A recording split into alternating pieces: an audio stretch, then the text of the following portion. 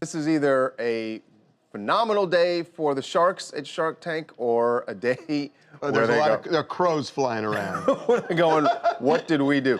I guess this is the best spin I can put on this. They're so successful, the Sharks, and they're so wealthy that they don't care if they lose $100 million. Oh, you're insane. Okay, so let's break it down here. We're talking about the inventor of a thing called the Ring, and I'm sure you've seen commercials for it. This is the doorbell, basically, that has a camera attached to it, and you can look at it on your phone. See who's at your door, who's snooping around, whether packages are there, the whole thing. The guy who invented it was on Shark Tank, tried to make a deal with the Sharks, and they all turned him down. Well, all except one, but we're going to get to that because the guy who tried to make a deal is going to be joining us. That's Kevin O'Leary. So first, do you want to play a little bit of the show? No, before we play it, here's what you need to know. Jamie just made $1 billion because Amazon last night bought Ring for $1 billion, and it's that's the face. And the Sharks couldn't make the deal with him. 4 of them didn't want to. One did. Kevin O'Leary did. Here's the way it went down on the show. I'll give you $700,000. I want a 10% royalty.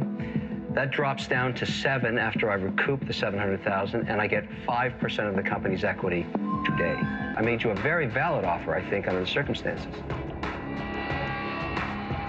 Respectfully, Mr. Wonderful, we're going to decline.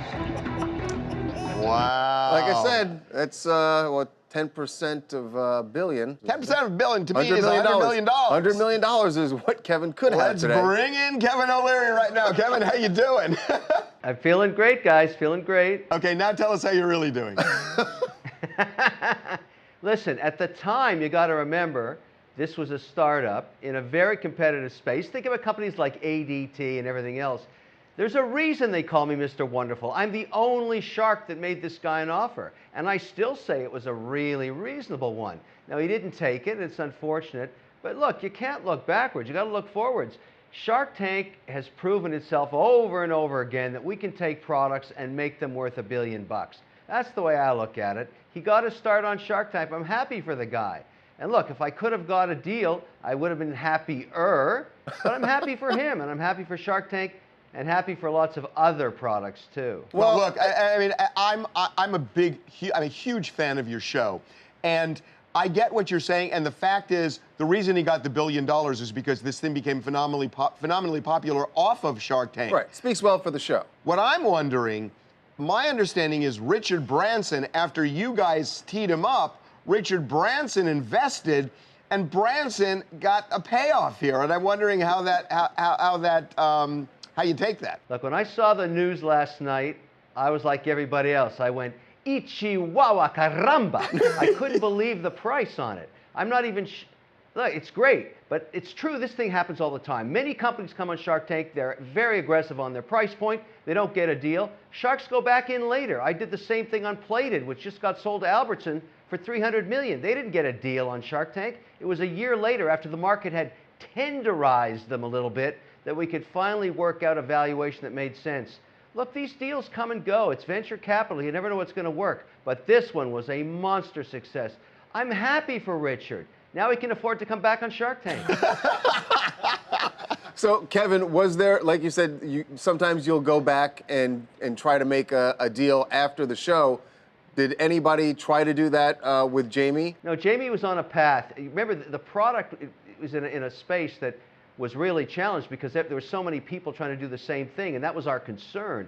But what he focused on was direct TV commercials on remnant cable time and a whole lot of internet selling. The reason I made the guy the offer in the first place is that taping was about 1 hour and 20 minutes. You only saw 8 minutes of it on Shark Tank. But the kid was a fantastic sales guy. You could tell the greatness when he was standing in the Shark Tank carpet. I said, I got to get a piece of this deal, because I want to bet in this case on the jockey, not the horse. If he doesn't make this thing work, this guy will figure out something else. You can tell when you're in the presence of a great salesman, and he is one.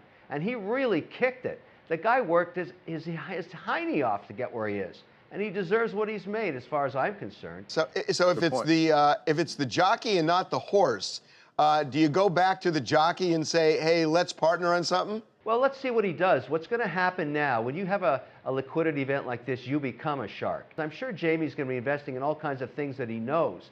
But the reason Amazon did this deal is the biggest challenge we've got now in this online environment is when people drop a package off on your doorstep, some guy walks by and rips you off.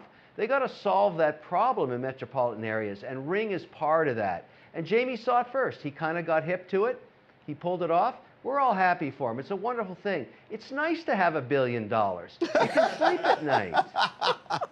That's true. I'm sure Kevin is sleeping just fine at night. Yeah. Hey, Kevin, thank you so much for joining us. Really appreciate it. You got it, guys. Take care. Okay.